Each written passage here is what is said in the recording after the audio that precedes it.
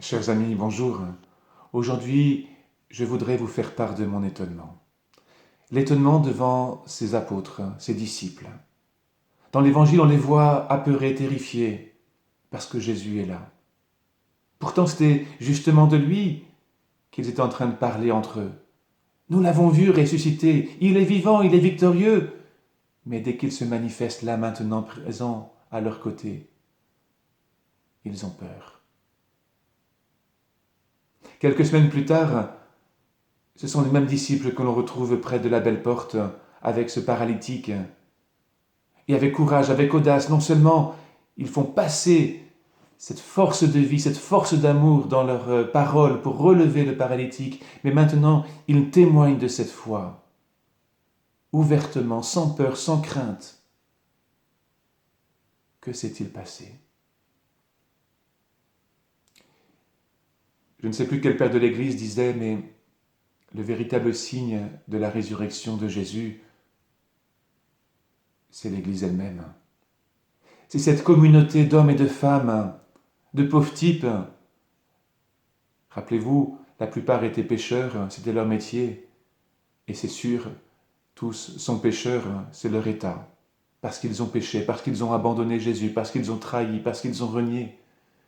Mais cette communauté d'hommes et de femmes, fortifiée par cette puissance de vie de l'Esprit Saint, communion ainsi à ce mystère de la résurrection, trouvera une force étonnante pour aller aux quatre coins du monde, porter, vivre de cet amour, transmettre cet amour, cette parole. Vous en serez mes témoins. C'est bien ce qu'il s'est passé, c'est bien ce qu'ils ont fait. Avec leurs limites, certes, mais cet amour-là, cette puissance de vie s'est écoulée jusqu'à nous aujourd'hui. Le véritable signe de la résurrection, oui, c'est cet amour qui se ferait un chemin dans des cœurs blessés, dans des cœurs fragilisés par les épreuves. Et j'en suis témoin aujourd'hui, dans beaucoup de vos familles, dans beaucoup de vos quartiers, cet amour est à l'œuvre. Puissance étonnante, qui est un jaillissement dans nos cœurs, dans notre monde, de la résurrection de Jésus.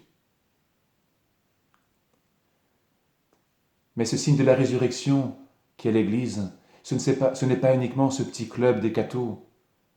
C'est ce monde, cette humanité que Jésus vient bénir. C'est pas moi qui le dis, c'est Saint Pierre. Que tout cela, Jésus l'accomplit pour nous bénir. Et que cette bénédiction transforme notre vie dans la mesure où nous renonçons à la méchanceté. Parce qu'effectivement, la frontière de l'Église, ce n'est pas que le baptême. C'est d'abord et avant tout cette bénédiction de Jésus qui rejoint chacun. Et tous ceux qui mystérieusement s'ouvrent et choisissent l'amour, choisissent de mettre leur vie au service de ce projet de vie, même s'ils n'en reconnaissent pas la source, oui, sont aussi cette Église de Jésus avec nous. Et parfois, mieux que nous, ils disent quelque chose de cette puissance de résurrection qui s'accomplit.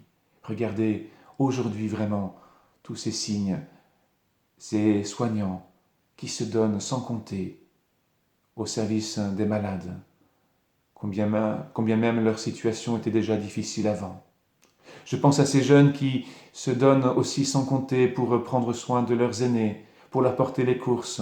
Je pense à toutes ces situations d'entraide, d'attention, de liens renouvelés, y compris dans les familles humblement, sans faire de bruit.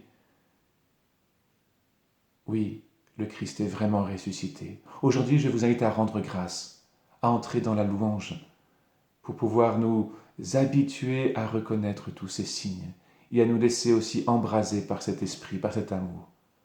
Le Seigneur veut nous bénir, une bénédiction qui nous entraîne à l'amour. Blessé, je ne cesserai jamais d'aimer. Les blessures sont encore là, les difficultés sont encore là, mais l'amour qui déjà jaillit de nos cœurs et du cœur de l'Église a déjà commencé son œuvre. Rien, désormais, ne l'arrêtera. Le Christ est ressuscité, alléluia. Il est vraiment ressuscité, alléluia.